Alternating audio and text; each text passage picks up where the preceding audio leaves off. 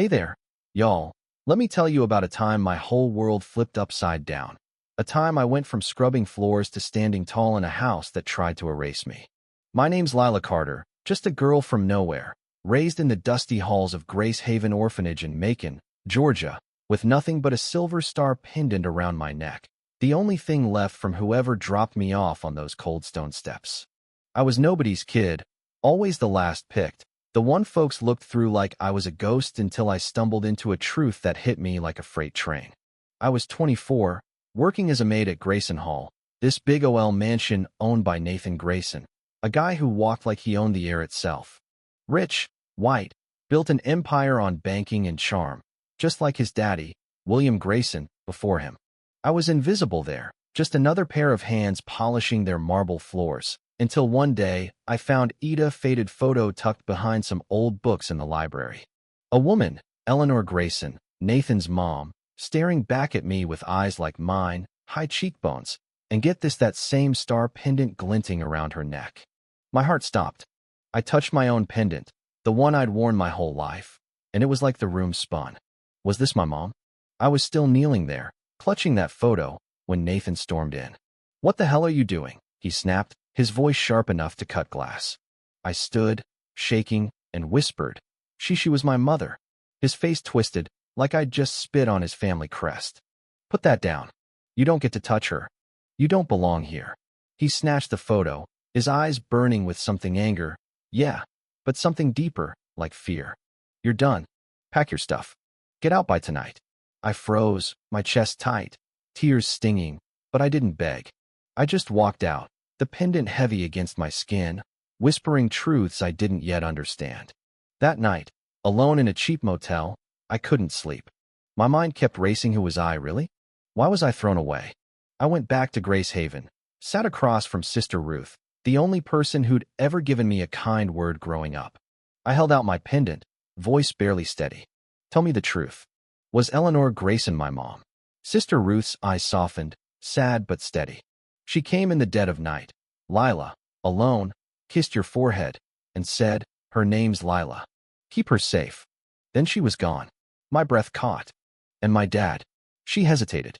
"James Reed, a security guard at the manor. Black, kind, no match for the Grayson world. Eleanor loved him, but William would have burned their lives down if he knew." So there it was.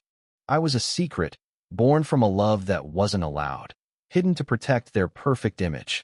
Eleanor told William the Babimidite. No funeral, no record, just a pendant left like a half-hearted apology.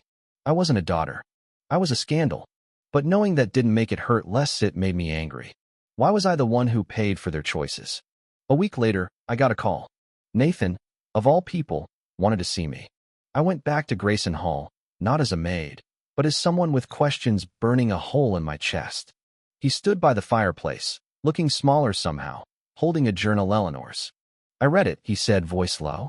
"She wrote about you, Lila. Every year, she left a flower by the garden wall for you." I crossed my arms. "That's not love, Nathan. That's guilt." He flinched, but didn't argue. "I was wrong to throw you out.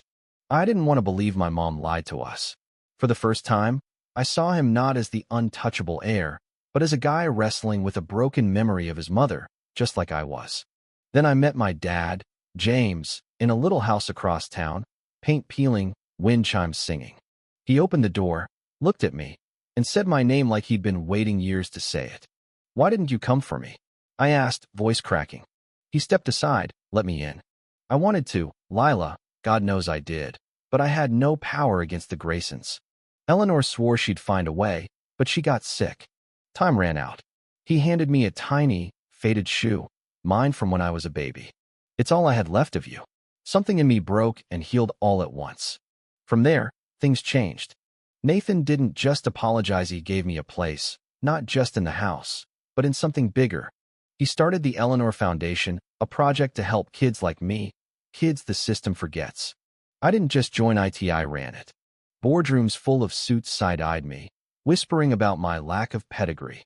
One guy, Mr. Carver, leaned forward at a meeting, all smug.